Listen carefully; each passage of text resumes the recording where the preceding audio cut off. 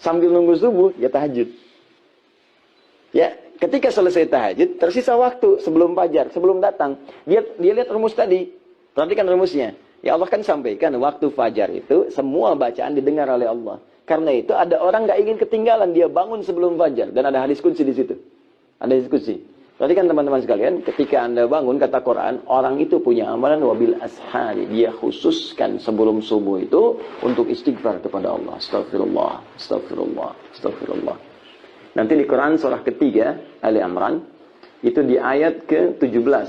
Ya, sampai nanti ke-18, teman-teman paling kiri sebelah atas di mushaf, itu nanti orang ini akan dikumpulkan di surga dengan 3-4 golongan lain. As-sabirina, was-sadiqina, wal-qanitina, wal-munfiqina, wal-mustaghfirina bil ashar. Ada orang yang masuk surga spesial, as-sabirina orang sabar. Awas, as-sabirina, was-sadiqina orang ahli sedekah. Kemudian wal-qanitina orang yang salatnya khusyuk, wal-munfiqina orang ahli infak. 5 wal-mustaghfirina bil ashar, orang yang rajin istighfar sebelum subuh. Saya tanya pada teman-teman, gini cara memahaminya. Ini ada waktu nih, 5 menit. Selama 5 menit itu kalau berdoa, semua doa berpotensi akan dikabulkan. Semua doa berpotensi akan dikabulkan. Saya tanya, jenengan mau minta apa? Ada waktu 5 menit yang kalau berdoa akan dikabulkan. Mau minta apa? Naik haji. Apa lagi? Minta meninggal dalam keadaan Islam. Meninggal dalam keadaan Islam. Minta jodoh. Ya, semua diminta kan? Semua diminta kan? Puja dia baik-baik. Nah, Allah ajarkan satu kalimat yang kalau disebutkan semua yang kita butuhkan dikasih. Satu kalimat aja. Kalau kita bacakan itu, semua diberikan. Ya. Minta ini, minta ini, minta ini. Aku ajarkan satu kalimat, kata Allah. Anda bacakan itu, semua yang dibutuhkan diberikan seketika. Apa itu? Istighfar. Istighfar. Istighfar itu cara paling cepat untuk mengabulkan doa. Makanya sebelum berdoa, kita selalu diajarkan oleh Nabi untuk istighfar. Coba selesai sholat kan istighfar kan? Astagfirullah, astagfirullah, astagfirullah. Ya? La ilaha illa wal hayyul qayyum tubu ilaih. La ilaha illallah wa la syarika lahu Allahu akbar wa kulli syai'in qadir. Innallaha mantas salam dan seterusnya. Kenapa dibuka dengan istighfar? Karena nanti setelah itu dan kalimat thayyibah ada doa di ujungnya. Nabi mengajarkan doa. Dibuka dengan istighfar turun. Makanya orang yang rajin istighfar, istighfar dalam setiap kesempatan, modul astagfirullah, astagfirullah. Nggak hanya setiap sholat. Itu berpeluang doanya dikabulkan bahkan sebelum dia minta. Saya pernah kisahkan di beberapa tempat kisah tentang pembuat roti. Pernah dengar nggak? Saya kisahkan ini. Jadi Imam Ahmad bin Hanbal, pernah dengar Ahmad bin Hanbal? Imam Ahmad ini muridnya Imam Syafi'i. Imam Syafi'i itu sebetulnya namanya Muhammad, punya bapak namanya Idris. Muhammad bin Idris, ya. Kakek ketiganya, buyut ketiga itu namanya Asy-Syafi'i. Muhammad bin Idris bin Al-Abbas, ya, bin As-Sa'ib. Kemudian ke atasnya ada Syafi'i. Syafi'i ini yang galangan sahabat yang di masa perjumpaan dengan Rasulullah SAW. Maka bertabaruk dengan nama kakek ketiganya disebut Syafi'i. Ya, lahir tahun 150 Hijrah, punya murid yang lahir tahun 164 Hijrah namanya Ahmad bin Hanbal. Imam Ahmad ini soleh, hafal Quran, hafal hadis, banyak hafal hadis. Satu ketika beliau tiba-tiba pengen main tuh ke Mesir. Datanglah kemudian ke satu tempat. Ketika sampai di satu tempat, ke masjid istirahat karena capek. Masuk masjid lah seperti ini. Itu imam besar.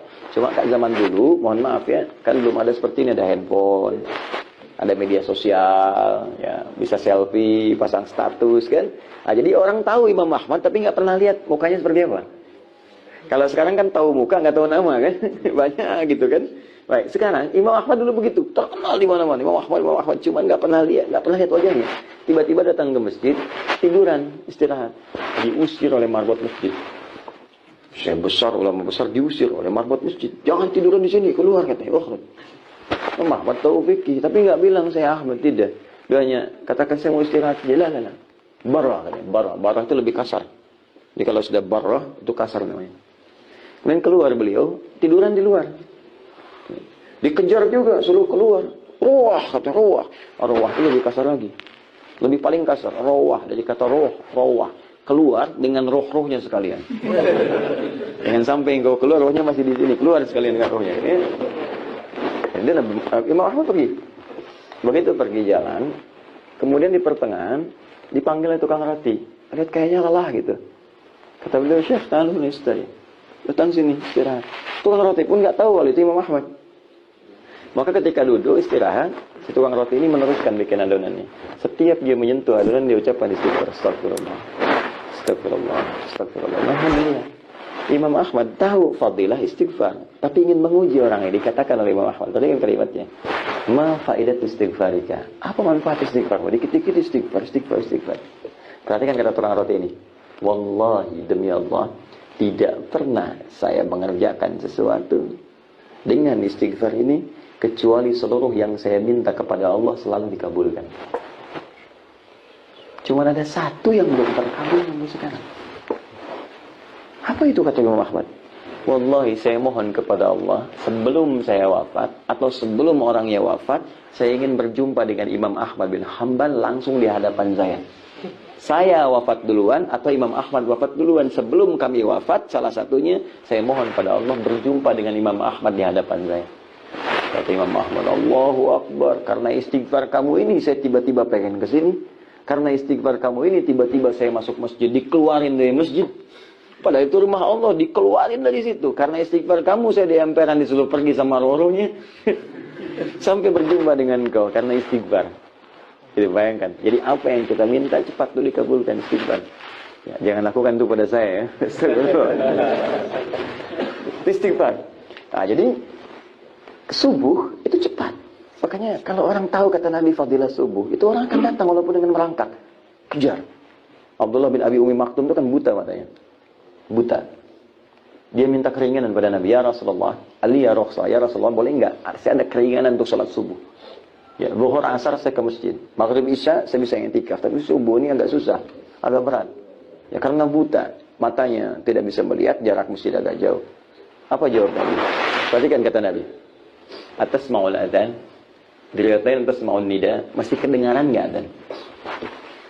Kata beliau, bala, ya. Nah, ini artinya kalau adzan subuh, khusus untuk subuh khususnya ataupun umum yang lain, yaitu kalau bisa untuk adzan itu yang paling penekanannya kekuatan suara, bukan lagu. Ya karena dulu memang nggak ada mic seperti ini, jadi terdengar. Ya, nah, kalau sekarang mungkin sudah ada mic, minimal untuk kita yang terdengar itu bisa lebih sampai. Jadi pakai mic nggak ada masalah untuk saat ini, kalaupun suara agak rendah. Tapi kekuatan itu penting sampai untuk mengingatkan supaya orang tahu untuk datang. Ya, jangan sampai nanti suara mendayu-dayu malah ngajak orang tuh terus tidur ya. Baik. Fokus ini.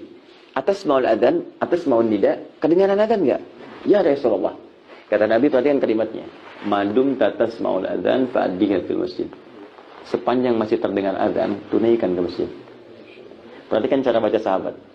Gini ya. Antum nih sudah sepuh. Mata nggak bisa lihat, jarak ke masjid agak jauh. Kendaraan nggak punya, jangankan mobil, motor, sepeda pun tak punya. Masih diminta ke masjid. Masjidnya, tiangnya pelepah kurma, atapnya daun-daun kurma. Pertanyaan saya, masih mau ke masjid nggak? Kalau cara bacanya, kewajiban, jadi beban. Tapi kalau cara bacanya seperti sahabat, jadi motivasi. Perhatikan cara memahami Abdullah bin Abi Umi Maktum. Ini saya ini mata nggak bisa lihat. Jarak ke masjid jauh, penuntun nggak ada. Masjid seperti itu masih disuruh ke masjid. Berarti ada fadilah, keutamaan, keistimewaan yang tidak biasa. Sampai seperti ini pun nggak diberikan rukhsah oleh Nabi. Ada yang nggak biasa. Dan Nabi sudah mengukur, dia pasti datang. Nah, ini menunjukkan di fajar ini ada yang penting, teman-teman.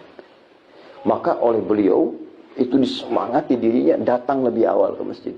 Kalau sekarang jam 6 misalnya berangkat dari jam 3 datang. Bahkan sejak peristiwa itu yang biasa kita kenal adzan siapa namanya? Bilal. Sejak peristiwa itu adzannya kemudian menjadi milik Abdullah bin Abi Umi Maktum. Bahkan khusus nanti saat masa Ramadan jadi 2 kali adzan.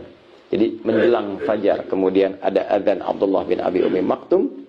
Setelah itu Abdullah bin Mas'ud ngaji ya kurang lebih 50 ayat. Ya 15 menit sebelum masuk ke subuh. Setelah itu kemudian baru Bilal adzan untuk menunjukkan subuh tiba. Sampai sekarang peristiwa itu terabadikan di Madinah adzannya 2 kali. untuk subuh. Jadi kalau teman-teman kesempatan umrah atau haji, di Madinah 2 kali adzan itu. Termasuk di Mekah. Ya, adzan pertama itu untuk menginformasikan siap-siap mau subuh. Ya, yang kedua itu adzan subuh ya. Jadi jangan cepat-cepat katakan 2 kali bid'ah adzan, belum tentu. Cek dulu, itu Madinah 2 kali. Mekah 2 kali, gitu kan? Jadi kita cek dulu dalilnya apa, keterangannya apa. Itu gambarannya. Jadi saya ingin katakan, saking pentingnya sholat subuh, bahkan orang datang sebelum subuh. Maka seperti ini biasakan, alhamdulillah. Apalagi sudah ada masjid datang, siapkan diri kita ya. Untuk subuh, minta doa. Ya, siapa tahu alhamdulillah langsung diaminkan oleh malaikat. Ketika diaminkan malaikat, maka bonusnya ada tambahan. Ghufirallahu ma taqaddama min dhanbi. Dosa-dosanya diampuni langsung oleh Allah yang terdahulu. Tapi utang tetap tidak lunas. Ya, awas hati-hati. Ampunan dosa bukan berarti menggugurkan utang. Jelas? Jadi minta. Amin, amin, amin. Makanya malaikat jadikan goib. Supaya kita bisa teruskan doa. Wah, kalau tampak nggak jadi berdoa. Ya Allah, ampuni dosaku. Amin. Kamu siapa? Malaikat maut. Jelas ya?